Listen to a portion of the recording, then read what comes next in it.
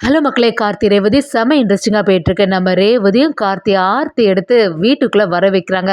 அதே சமயத்துல இதெல்லாம் பார்த்துருந்த சந்திரகலாவும் எப்பவும் போல நம்ம கார்த்திய திட்ட ஆரம்பிக்கும்போது, இந்த வாட்டி கார்த்தி அமைதியா இருக்க மாதிரி இல்ல.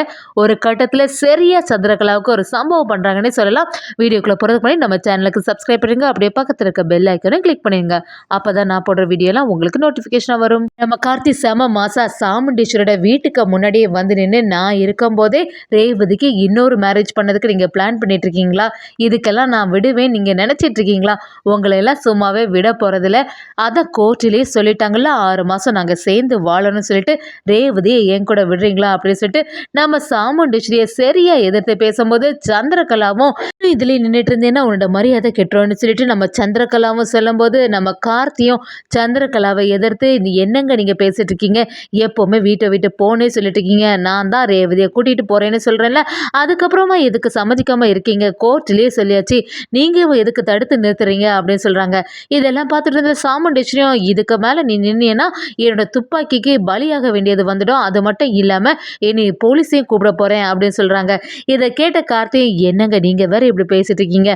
போலீஸ் வந்தா கூட அவங்க எப்படி இருந்தாலும் எனக்கு தான் சப்போர்ட் பண்ண போறாங்க. அதான் கோர்ட் ஆர்டர் இருக்குல்ல, 6 மாசம் சேர்ந்து வாழணும்னு சொல்றாங்கல்ல, அதுக்கப்புறமும் நீங்க இப்படி சொல்லிட்டு இருந்தீங்கன்னா அது வேலைக்கே ஆகாது அப்படிங்கிற மாதிரி நம்ம கார்த்தி செம மாசா சொல்லிட்டு இருக்காங்க. நம்ம சாமுண்டீஸ்வரிக்கு இந்த இடத்துல என்ன சொல்றதுன்னே புரிய மாட்டேங்குது. நம்ம ராஜராஜரும் சாமுண்டீஸ்வர் கிட்ட வந்து, ஈஸ்வரி மாப்பிள்ளை சொல்றதுல என்ன தப்பு இருக்கு? அவங்க சொல்றது எல்லாமே கரெக்ட் தானே? கோர்ட்லயே சொன்ன அப்புறமா அதெல்லாம் நம்ம மீறினா அதுக்கடுத்து கேஸ் தள்ளி போவதுக்கு சான்ஸ் இருக்கு அப்படிங்கிற மாதிரி சொல்லிடுறாங்க. சந்திரகலாவும் இதை யோசிச்சுட்டு சாமுண்டேஸ்வர் கிட்ட வந்து, அக்கா மாமா சொல்றது எல்லாமே கரெக்டாக தான் இருக்கு. 6 மாசம் தானே, பேசாம இவனை இந்த வீட்டிலேயே விட்டுற வேண்டியதான். அவன் சொன்ன மாதிரி ரேவதியை கூட்டிட்டு போனானா அங்க என்ன நடக்குதுன்னு நமக்கு எதுவுமே தெரியாது. இந்த வீட்டில் அவன் இருந்தால் மட்டும் நம்ம ரேவதியை கண்காணிச்சுட்டே இருக்கலாம் அப்படிங்கிற மாதிரி சந்திரகலாவும் சாமுண்டேஸ்வர் கிட்ட சொல்லும்போது, அதுக்காக இவனை போய் நான் திருப்பியும் வீட்டுக்குள்ளே ஏற்றணுமா அப்படிங்கிற மாதிரி ஈஸ்வரி கேட்கும்போது, சரி நம்ம விட்டு பிடிப்போமே அப்படின்னு சொல்லிட்டு நம்ம சந்திரகலாவும் ஒரு பிளானை போட்டு கொடுக்குறாங்கன்னே சொல்லலாம். சாமுண்டேஸ்வரிக்கும் இதுக்கு மேலே என்ன செய்யறதுன்னு புரிய மாட்டேங்குது. நம்ம மயில் வாகனமும் கார்த்தியை பார்த்து, சகல நீங்கள் நினைச்ச மாதிரியே செய்துட்டீங்க, இதை தான் யோசிச்சுட்டே இருந்தேன். ஒரு கட்டத்தில் சாமுண்டேஸ்வரி அத்தனால கூட ஒன்றுமே பண்ண முடியலையே அப்படின்னு சொல்லிட்டு நம்ம மயில் வாங்கணுமோ செமையா சிரிச்சிட்டு இருக்காங்க. இதெல்லாம் பார்த்துட்டு இருந்தா சந்திரகலா பயங்கரமா டென்ஷன் ஆகுறாங்க. அதே சமயத்துல நம்ம ரேவதிக்கு சந்தோஷம் ஆயிடுது. அவங்க அம்மா கிட்ட வந்து, ஆமாம்மா இவங்க சொல்றதும் எல்லாமே நியாயமா தானே இருக்கு, பேசாம இவங்களை வீட்டில் விடுங்க, அவங்க என்னதான் வீட்டுக்கு வந்தாலும் நான் என்ன மனசு மாறவா போறேன் அப்படிங்கிற மாதிரி ஒரு டைலாக விடும்போது இதெல்லாமே சாமுண்டீஸ்வரி நம்புறாங்கன்னே சொல்லலாம். நம்ம ரேவதியும் ஆரத்தி எடுக்கிறதுக்காக ரெடி ஆயிட்டே இருக்காங்க. வாங்க அப்படின்னு சொல்லிட்டு நம்ம கார்த்தியை ரொம்பவே சந்தோஷமா வர வைக்கிறாங்க. கார்த்தியும் ரேவதியும் சேர்ந்த மாதிரி வீட்டுக்குள்ள வராங்க. அதே சமயத்துல நம்ம ராஜராஜன் ரேவதி கிட்ட வந்து, ரேவதி நான் கூட ரொம்பவே பயந்து போயிட்டேன், நீ என்னடா இவ்வளோ அவசரமா சைன் போட்டு கொடுத்துட்டேன்னு சொல்லிட்டு ரொம்பவே பதட்டம் ஆயிட்டேன். இப்பதான் எனக்கு எல்லாமே புரிய ஆரம்பிக்குது. என்ன நடந்தாலும் 6 மாசம் கழிச்சு நீங்க 2 பேரும் ஒன்று சேர்ந்துடுவீங்க அப்படிங்கிற நம்பிக்கை எனக்கு நல்லாவே இருக்கு ரேவதி அப்படின்னு சொன்ன உடனே நம்ம ரோகிணியும் ரேவதி கிட்ட வந்து, ஆமா அப்பா சொல்றது எல்லாமே சரிதான், நான் கூட அவசரப்பட்டுட்டேன், உன்னை தப்பா நினைச்சிட்டேன், எப்பவுமே நிதானமா ஒரு முடிவு எடுப்பேன், இந்த வாட்டி இப்படி அவசரப்பட்டுட்டேன்னு நினைச்சேன், ஆனா எல்லாமே சரியா தான் இருக்கு, எப்படி இருந்தாலும் நீங்க 2 பேரும் ஒன்று சேர்ந்துடுவீங்க அப்படிங்கிற மாதிரி நம்ம கார்த்தி ரேவதியை ரோகிணி சொல்லிட்டு இருக்காங்க. நம்ம மயில் வாகனமோ, மாமா நீங்க சொல்றது எல்லாமே நியாயம்தான், சகல என்ன செய்தாலும் அது கரெக்டா தான் இருக்குதுன்னு சொல்லிடுறாங்க. அதே சமயத்துல சாமுண்டேஸ்வரி கார்த்திட்டு வந்து, வீணாட்டி இந்த வீட்டுக்குள்ள நுழைஞ்சிட்டேன்னு சொல்லி அதுக்கான எல்லா அட்வான்டேஜ் எதுவுமே எடுத்துக்காத, என்னைக்கா இருந்தாலும் நீ இந்த வீட்டில் எத்தனை நாள் தான் இருக்க போற, 6 மாசத்துக்கு அப்புறமா எப்படி இருந்தாலும் ரேவதி கூட சேரவே முடியாது அப்படிங்கிற மாதிரி நம்ம கார்த்திட்டு சொல்லும்போது, கார்த்தியும் இதை நீங்க இருந்து பார்க்க தானே போறீங்க அத்தை, என்ன நடந்தாலுமே இந்த 2 குடும்பத்தையும் ஒன்று சேர்ந்துட்டு சந்தோஷமா தான் நாங்க வாழ போறோம் அப்படின்னு சொன்ன உடனே நம்ம சாமுண்டேஸ்வரியும், என்னைக்கா இருந்தாலும் இந்த குடும்பத்தை நான் சும்மாவே விட போறதில்ல, இந்த 2 குடும்பமும் ஒன்று சேர போறதும் இல்லை, அது உன் கனவுல கூட நடக்காது, அந்த ஃப்ராடு குடும்பத்தை சேர்ந்த நீயும் இந்த வீட்டில் இனிமே கொஞ்ச நாளுக்கு அப்புறமா வெளியில தான் போற, நான் ஏதோ உன்னை மன்னிச்சு ஏத்துக்கிட்டே மட்டும் நினைக்காத அப்படிங்கிற மாதிரி சாமுண்டேஸ்வரி நம்ம கார்த்திட்ட சரியா பேசிட்டு இருக்காங்க. சந்திரகலாவும் கார்த்திட்ட வந்து, "என்ன இந்த வீட்டுக்குள்ள மறுபடியும் வந்துட்டேன்னு சொல்லிட்டு திமிரா இருக்க போறியா? என்ன இருந்தாலும் என்னோட அக்காக்காரி மனச நீ மாத்தவே முடியாது. அவ உன்ன மன்னிச்சு மருமகனா மறுபடியும் ஏத்துக்கவே மாட்டா."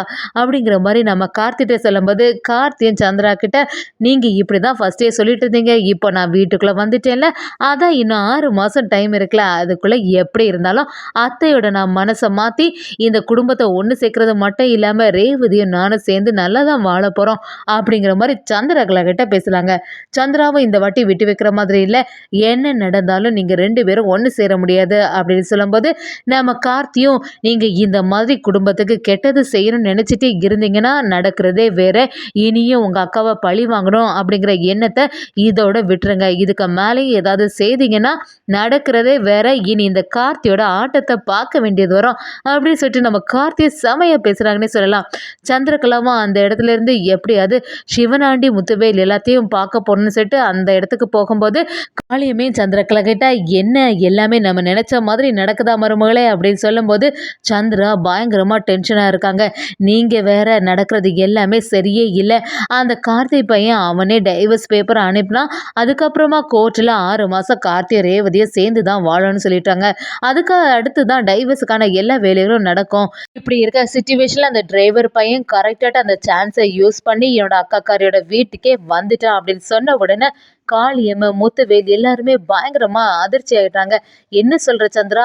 அப்ப இந்த டிரைவர் பையன் வீட்டுக்குள்ள வந்துட்டான்னா என்னை சாமுண்டேஸ்வரியை நம்ம பழி வாங்கவே முடியாது. எப்படியாவது இந்த ரேவதியும் கார்த்திக் பிரிச்சு வச்சிடலான்னு பார்த்தா நடக்காது போல இருக்கே." அப்படி சொல்லும்போது, சந்திராவும், "என்னதான் நடந்தாலும் என்னோட அக்கா ரொம்பவே கோபமா தான் இருக்கா. எப்படி இருந்தாலும் அவனை ஏத்துக்கவே மாட்டா." அப்படின்னு சொல்லும்போது, நம்ம சிவனாண்டியும் சேர்ந்த மாதிரி, "அவனெல்லாம் குறைச்சி எடை போடாத சந்திரா. அவன் எப்ப என்ன செய்வான்னு நமக்கே தெரியாது. அதனால எப்பவுமே அவனோட மூவ்மெண்ட் எல்லாத்தையுமே நல்லா கவனிச்சுக்க. அதனால எப்படி இருந்தாலும் அந்த கார்த்திய வீட்டை விட்டு வெளியில அனுப்பணும்." அப்படிங்கிற மாதிரி நம்ம சந்திரகலாவும் ஒரு திட்டத்தை போட ஆரம்பிக்கிறாங்கன்னே சொல்லலாம். அதே சமயத்துல நம்ம ரேவதியும் கார்த்திட்ட வந்து, "நான் ரொம்பவே பயந்துட்டேன். இப்பதான் எனக்கு நிம்மதியாச்சு. நீ சொல்லும்போது கூட நான் நம்பிக்கை இல்லாம தான் இருந்தேன். எப்படி இருந்தாலும் இந்த 6 மாசம் நம்ம சேர்ந்து தான் வாழ போறோம். 6 மாசத்துக்கு அப்புறம் பிரிய போறதும் இல்ல. இந்த டைமுக்குள்ள எப்படியாவது அம்மாவோட மனசை நம்ம மாத்திடலாம் அப்படிங்கிற நம்பிக்கை எனக்கு இருக்குதுன்னு சொல்லிட்டு நம்ம ரேவதியும் கார்த்திகிட்ட சொல்லும்போது, கார்த்தி ரேவதி கிட்ட, "ஆமா ரேவதி, நீ சொல்றது எல்லாமே சரிதான். நான் தான் ஏற்கனவே சொன்னேன்ல, எல்லாத்தையும் நான் சரி செய்திடுவேன்னு, அது மாதிரி நடப்பேன்." அப்படின்னு சொல்லிட்டு நம்ம கார்த்தியும் ரேவதி கிட்ட சொல்றாங்க. ரேவதியும் கார்த்தியும் சேர்ந்த மாதிரி இருக்கும்போது இதெல்லாம் பார்த்துட்டு இருந்த சந்திரகலாவும் சாமுண்டீஸ்வரி கிட்ட இருந்து, "அக்கா பார்த்தியா, இங்க நடக்கிறது எதுவுமே சரியில்லை. இவனை இனிமே இந்த மாதிரிலாம் விடக்கூடாதுன்னு சொல்லிட்டு நம்ம சந்திரகலாவும் கார்த்திட்ட வந்து, தேவையில்லாத வேலையெல்லாம் இங்க செய்துட்டு இருக்காத. நான் தான் உன்கிட்ட ஏற்கனவே சொல்லியிருக்கேன்ல, வீட்டுக்குள்ள இருந்தாலும் நீ ரேவதியை சந்திக்க கூடாதுன்னு. அதுக்கப்புறமா எதுக்கு ரேவதி கிட்ட பேசிட்டு இருக்க?" அப்படின்னு சந்திரகலா நம்ம கார்த்திக் கேட்கும்போது, ரேவதியும், "என்ன சித்தி, எங்களோட பர்சனல்ல நீங்க தலையிடாதுங்க." அப்படின்னு சந்திரகலாவை சொல்லிடுறாங்க.